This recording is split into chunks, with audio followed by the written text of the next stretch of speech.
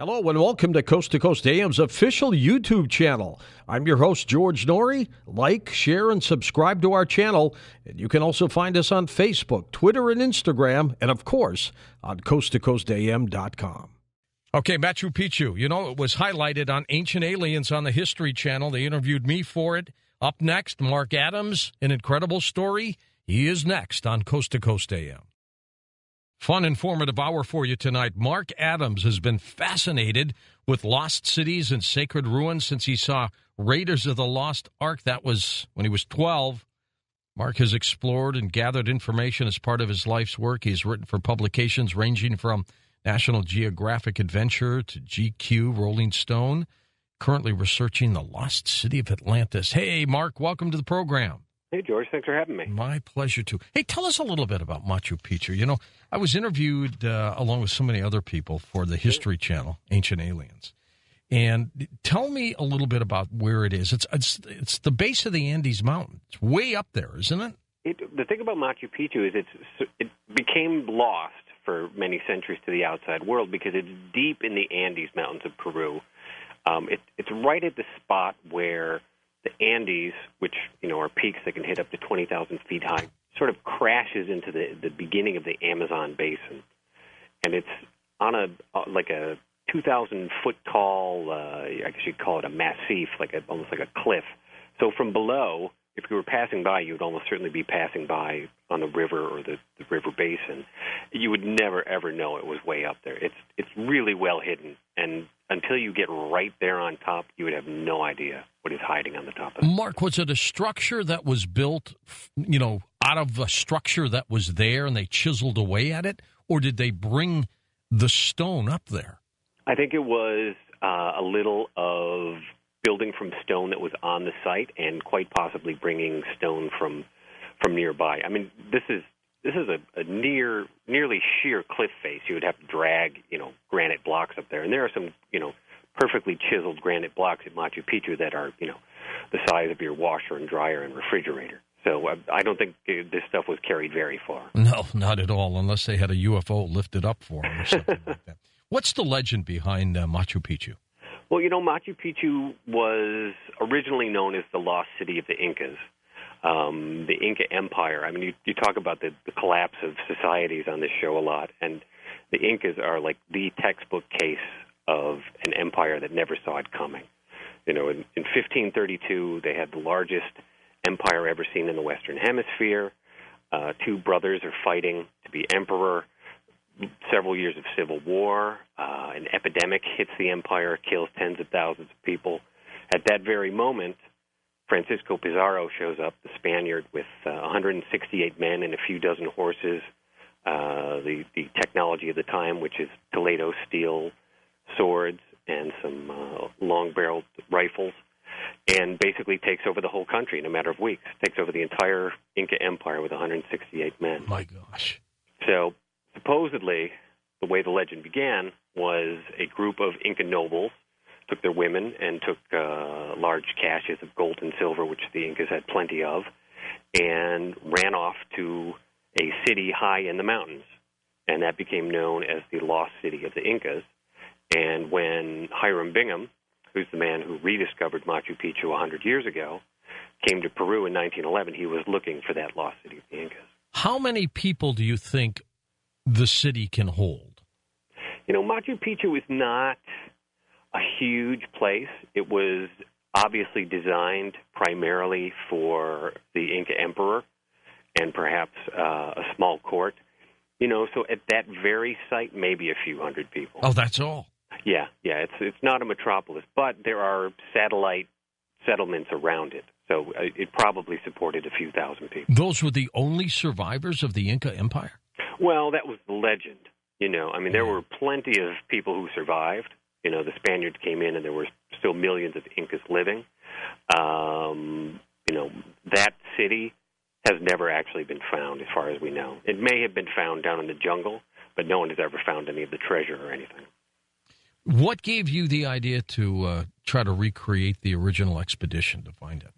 Well, you know, I was working at National Geographic Adventure magazine, which, you know, covers places like Machu Picchu. They sure do. And and places like that.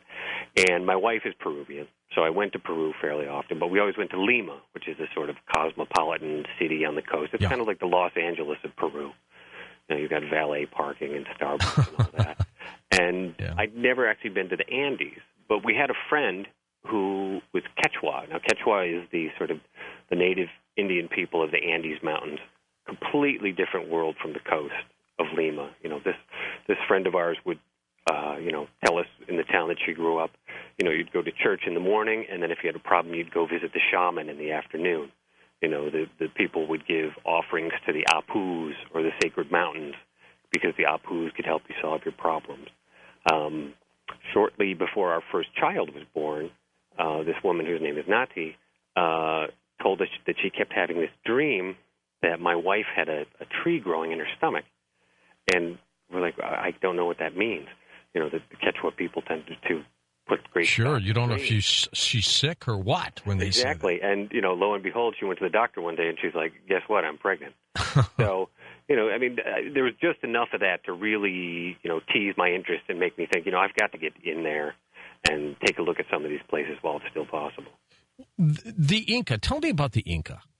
You know, the Inca were a fascinating group. They put together this empire really quickly. I mean, there are, you know, hundreds and hundreds of tribes in South America, and the Inca really didn't start to grow until about 1100 or so, and then they built this, you know, small empire around the holy city of Cusco, which is where you go now to catch the train to Machu Picchu, and around 1450 or so, a fellow who's known as like the Alexander the Great of the Incas named Pachacutec, who is also believed to have built Machu Picchu, just started conquering tribes left and right and started amassing this enormous empire up and down the west coast of South America. And like I said, it's probably the largest empire ever seen in the Western Hemisphere. And they were, you know, fearsome fighters, but they were also known as like the absolute best organized empire we may have ever seen in this hemisphere. Mark, how similar were the Aztecs from Mexico with the Mayans of Central America to the Incas of South America? You know, there are some similarities. You know, both built huge stone buildings, or all three, and all three worshiped the sun. But there were some differences as well, because it's not known if the Aztecs, Mayas, and the Incas ever, you know, even communicated. That's not been proven. There are some theories that they did. But it's generally believed that Central America and South America, there wasn't a lot of cross-pollination at that time. How advanced were they? Oh, incredibly advanced in some ways. You know, in, like I said, in their organizational ways, and we're still figuring this out, they were highly advanced. The Spaniards arrived and couldn't believe that they found, you know, 10, 20 years worth of food and clothing stockpiled. Stored away. Yeah, that the Incas had put up. I mean, preppers. They were preppers. They were. I mean, it was almost like almost like a Stalinist socialist society, and that you had this ruling class that lived very well, and then this, you know, everybody else who was expected to give was called the mitad, which was sort of their tax, which was you had to give 1/3 of your year over to the state, and that could mean fighting in the Nothing's the changed. Well, in a lot of ways, yeah. You know, you fight in the army, or you work on somebody's farm or something like that. And, of course, the Incas were really well known for their building techniques, which we're still amazed by today. You know, you go down to Cusco, you go to Machu Picchu, and you see these enormous white stone buildings, and, you know, famously you can't fit a knife blade between the two rocks, and yet we're not 100% sure how these things were put together. Were they into human sacrifice? Sometimes, yes. They were known to sacrifice, I think it was teenage girls or pre-teenage girls on mountaintops. Oh, my God. Yeah, they were... to the gods they went, right? Yeah, I mean, they sacrificed a lot of llamas, but they also, you know, bodies have been found frozen due to global warming. You know, some of these mountaintops have started thawing out, and they found, you know, complete bodies buried with relics and treasures and things like that. Mark, we'll talk more about this. I want to know if they left us any secret codes. Our special guest this hour, Mark Adams, he's author of the book Turn Right at Machu Picchu. I'm George Norrie, back in a moment on Coast to Coast AM. And welcome back to Coast. George Norrie with you. Mark Adams will take some of your calls. Mark, did the Inca, did they leave any special codes or secrets behind? Well, George, for the longest time, experts thought that the Incas were not as fully developed as some other societies because they didn't develop three things. They didn't develop the wheel, they didn't develop the arch, and they didn't develop a form of writing.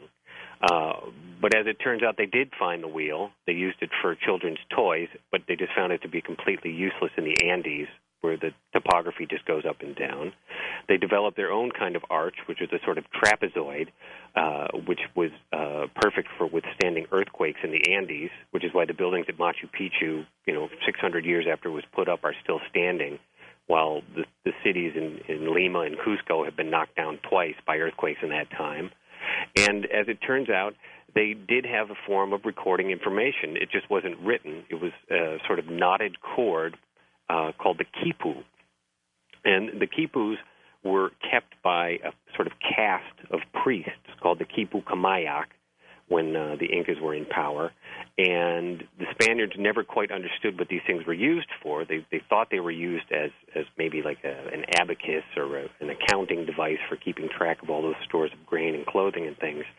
But they never fully decoded what they were.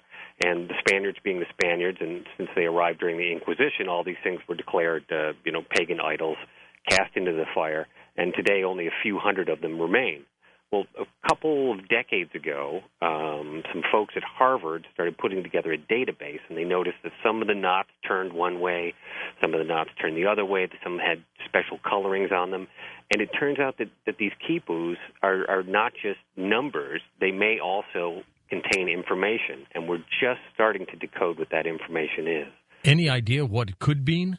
The only one they've decoded so far was sort of a zip code, the name of a town. And like I said, there are not a whole lot of these left. I mean, some of them are, hundreds and hundreds of cords tied together. Some are just a tiny string with one or two knots in them. They're hoping in the next year or two to come up with a full database. And who knows what kind of information could be held in those cords. When Hiram Bingham found Machu Picchu, was he looking for it, or did he stumble across it? Well, he was looking for the lost city of the Incas, and he had some pretty good information. And Bingham was a good detective. He asked around. He knew that there was something up on that ridge 2,000 feet above. He just had no idea that it was this glorious white stone city that we now know. And was it covered in vegetation? It was. It was almost completely grown over. There were full-sized trees growing on some of the most famous buildings that you see in photographs now. Amazing. Yeah. Which I guess the Inca trimmed. They kept it landscaped. Oh, absolutely. When you have an entire not quite slave labor pool, but certainly serf-like labor pool, you can do pretty much anything you want. All right, to the phones we go. East of the Rockies, Chris in Fort Myers, Florida. Go ahead, Chris. Thanks for calling. Hi. How you doing, George? Great, Chris. How you doing, sir? With the technology that we have today, I don't understand how they was able to do this. I don't understand rocks and stones and rock hammers and iron chisels. How could they make the stones fit together so well? I could never. You got the Egyptians, you got the Mayans, you got the Incas, the oldest city in the world. They found a New Japan temple offshore. I just don't understand how they was able to do this without technology from outer space or something. Yeah, well, in the case of the Incas, they didn't even have iron tools. All they had was brass. And brass isn't going to get you that far against a huge chunk of granite. The best theory I've seen so far is that they developed these what they call hammer stones, which are these ultra hard rocks that they would find in say a riverbed or something, and sort of bounce them off of the rock like they were jacks or something, like they were playing jacks, and these would just flake off pieces of granite until they had the perfect shape. You can actually see on YouTube, there are some videos of guys doing this modern day, and it's absolutely fascinating. Any special powers when you're there? I've never known anyone And I'm a complete empiricist who believes in science and facts and all that, but I've never known anyone who stepped out into the ruins of Machu Picchu and did not have a sense that there was something deeper going on there, that there was something mystic or spiritual. The term I usually use is that it feels like a natural cathedral. It was definitely built in that spot for a very special purpose. And actually, recent theories have started to sort of speculate what that purpose might have been. Archaeoastronomy has been looking into that, and some of the findings have been fascinating. Were they experts in astronomy? They may have been. We don't really know because so few records have been found. But, the incredible thing about Machu Picchu that a fellow named Johann Reinhard started to piece together is that if you stand in the ruins and you look directly to the cardinal directions, north, south, east, and west, there are holy mountains, apus as they call them, at 90 degrees in each direction. The holiest river in the Inca Empire, the Urubamba, almost wraps itself completely around the ridge on which Machu Picchu sits. It's almost like an island. Like I mentioned before, this is where the Amazon hits the Andes, a very sacred piece of land. If there were a Geiger counter for sacred territory in the Inca Empire, the spot where Machu Picchu was built would absolutely bury the needle. Do the Peruvians now understand the significance of this area? Oh, very much so. Very much so. I mean, the Andes are still, a very traditional place. This is a place where, a lot of the people still hold on to their sort of pantheistic beliefs. Older people will give offerings of coca leaves to the apus, to the mountains, especially the holiest ones. They're valuable there, aren't they? Oh, absolutely. Yeah. Absolutely. I mean, everybody chews coca in Peru. When I got to Peru, I bought it's like the size of a family-sized bag of potato chips of coca leaves, which would give me 5 to 10 years in San Quentin. It's supposed to be good for you, isn't it? It is. It's packed with vitamins. And the thing about walking around in the Andes is you never know when you're going to get to a 15,000-foot-high pass. And coca not only provides a little kick of energy, it's not like doing cocaine or anything, but it also alleviates what they call soroche, or altitude sickness. It's good for the heart, I hear. It's good for the heart, and everybody in the Andes eats so many carbohydrates, so much corn, so many potatoes. Apparently there's something in coca that helps the body break down those carbohydrates.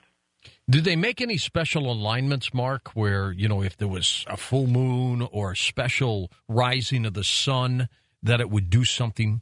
Well, the most incredible thing I've probably seen in my entire life happened on the June solstice, which is the winter solstice of South America. And I was at Machu Picchu, and I was standing above the most beautiful building there, which is a sort of semicircular building known as the Sun Temple. And it has a couple of sort of strangely shaped windows that face east. So we're standing there waiting for the sun to rise, and my guide says, just keep your eye on that mountain to the east. So we watch, and slowly the sun begins to rise, and it comes up over this peak, which is directly to the east of Machu Picchu, sort of hovers above the top of the peak like a halo around Jesus' head in a Renaissance painting. It shoots a beam of light to the right, which sort of illuminates what's called the Sun Gate, beautiful stone entranceway to Machu Picchu. Goes up a little bit more, shoots a beam of light to the left, and illuminates this small peak there, which is known as Huayna Picchu, which is the sort of green rhino horn that you see at the back of any photograph of Machu Picchu behind the ruins. And then this sort of wave of light starts to unroll through the ruins of Machu Picchu, almost block by block. It arrives at the Sun Temple, and a beam of light shoots through one of these windows onto a sort of circular rock inside the Sun Temple. On that piece of granite inside the temple is a sort of missing chunk of something that's been broken off. It looks almost like the base of a trophy where the trophy's been cracked away. Sure. And in the middle of that base, a perfect rectangle of light forms, and it's almost impossible to see from the window and the angle in the sun how this thing could be formed. And you have to wonder, what was this illuminating 500 years ago? What was there? It's the most incredible thing I've ever seen. That's exciting. Eric von Daniken's career was built on those Nazca lines in Peru, right? Which, the Chariot of the Gods was based on. Did you do any work in that area, Mark? No, Nazca is several hundred miles from Cusco. Is it? Okay. And it's believed that those are pre-Inca. That was the Nazca people up there. But, I mean, those are built on a scale that are, dwarfs Machu Picchu. Those are thousands of feet long. Those are absolutely incredible, worth seeing as well. Let's go to Salt Lake City. Julia's with us, west of the Rockies. Hi, Julia. Thanks for calling. Oh, thank you, George. I know you for a long time. Yeah, I'm from Lima, Peru. My grandparents, they're from the mountains. We're speaking Quechua. My question is about the Quechuas. They're the civilization that's part of the Incas, because the Inca was different where the Quechua is, correct? It's sort of all become muddled and mixed. Technically the Incas, before the time the Spaniards arrived, the term just referred to the sort of ruling class, the nobility. Mm-hmm. And then the term has since come to mean sort of all of the people who were in Peru at that time. Okay. And since everybody was stripped of their titles and everything, everyone sort of was knocked down by the Spaniards to this very low serf-like level. And what was the language of the Inca Empire has sort of evolved into the Quechua language and the Quechua people of the Andes. Okay. So the Incas, what I understood when I learned about the history, mm-hmm. it was, the Incas, what I learning when I was little, there was the 14 Incas, and then the Incas was the, translating, Incas, it means the son of the sun. Exactly. And that's how the emperor was also known as the Inca, to make it even more confusing. And he held his power because he was supposedly the son of the sun. He was known as the Sapa Inca. And, he was believed to be a god living among people. Thanks, Julia, for calling. In the moments we have left, Mark, let me also ask you about your latest work you're working on, The Search for Atlantis. How did that come about? Well, I was working on the Machu Picchu book, and when you're looking about lost cities, inevitably you come across Atlantis time and again. Sure. And I started, I never really thought much about Atlantis. I thought maybe it was, an old legend or something. And I didn't realize that this had all come out of the works of Plato, arguably the smartest person who ever lived, the Greek philosopher, and that people are actively looking for Atlantis all around the globe. So I've started, researching this and looking into the various operations where people are looking for Atlantis. And, I have to say I was fairly skeptical when I began. But as time goes by, I am more and more convinced that someday someone is going to find something that meets the criteria. I think so, too. Do you think it's out there where Santorini was? There's Santorini. There's a spot in southern Spain, which may also be the lost city of Tartessus, which is a famous lost city. Some people think maybe it was in Malta. See, I think it had to be close enough where Plato really knew what was going on. Yeah, I mean, there are theories that it was a continent that sunk in the middle of the Atlantic Ocean, but that's just physically highly improbable. Some people think he was referring to America, but then how could a Greek boat get across the Atlantic Ocean and back? So I think it almost certainly has to be somewhere in the Mediterranean area. I think so too. So are you going to go cruising around looking? I'm going to go around later this year, start looking around the Mediterranean and see some of these sites and see what kind of insights I can come up with myself. Mark, this book here that we're talking about, Turn Right at Machu Picchu, is it available at Amazon and other bookstores? Amazon, Barnes & Noble, IndieBound, and any good bookstore you can find. What drives you for these mysteries, Mark? You just want to find out, I mean, I think the most interesting question of any story is why. Why was this thing built and why did it disappear? And lost cities are knee-deep in that sort of stuff. Well, they sure are. In this particular case, when you did your research on Machu Picchu, did you come across anything surprising that you did not expect? The thing that really shocked me about Machu Picchu is that it's sort of an island in the middle of the Andes where civilization has encroached because so many people go there every year. Almost 1 million people go to Machu Picchu every year, though. You get 5, 10, 15 miles past Machu Picchu, and, it's as if time stopped. It could be 100 years ago. It could be 200 years ago. We went 60 miles west of Machu Picchu. And how old is that area? What do you think? It's 600 years? Oh, at least 600 years. You've got the Incas, and they built on top of other cultures, and they just pulled some gold relics out of the ground out in the jungle that were at least 1,000 years old, so they were pre-Inca. And 60 miles west of Machu Picchu, there are uncontacted tribes. I was out there looking at some ruins on my trip, and the head archaeologist said, "Hey, Mark, if you see any people wearing what looks like a dress and their hair is cut like a bowl cut, you run. Those guys live by their own laws." I was like, oh, man, you're not in New York City anymore. I would guess until they saw those coming from Europe, they were pretty docile to most people. What do you think? Well, the Incas were sort of, they almost used like other than the sacrificing part. Benevolent mafia tactics. They would go to a tribe adjoining their territory and say, look, we'd really like you to join us. Yeah. We don't want to make this difficult. A little protection. But we are the Incas, and you know what we can do. And mostly... now give us your women and join the team. Basically.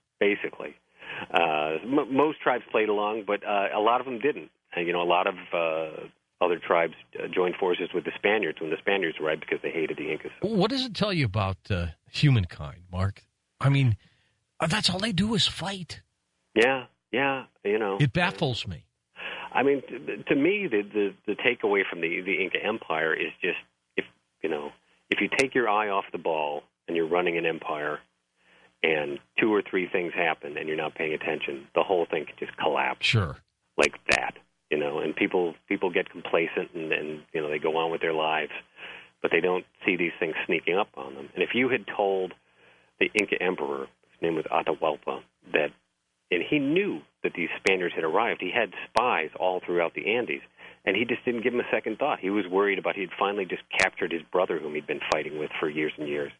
And big mistake. If he had just sent, a battalion of troops down there and annihilated the Spaniards, the Inca Empire would have gone on. Yeah, he could have swarmed over the 160 plus. Yeah, absolutely. But, he gave them an opening, and Pizarro certainly took it. And they took it indeed. Mark, thank you so much. We'll be back in a moment on Coast to Coast AM because we're going to talk about something that could be in the water off the coast of California and so much more with our special guest, Preston Dennett, on Coast to Coast AM. Thank you for listening to Coast AM on our official YouTube channel. I'm your host, George Norrie, and don't forget to visit the Coast Insider membership area on coasttocoastam.com, where you can access our past, upcoming, and classic shows.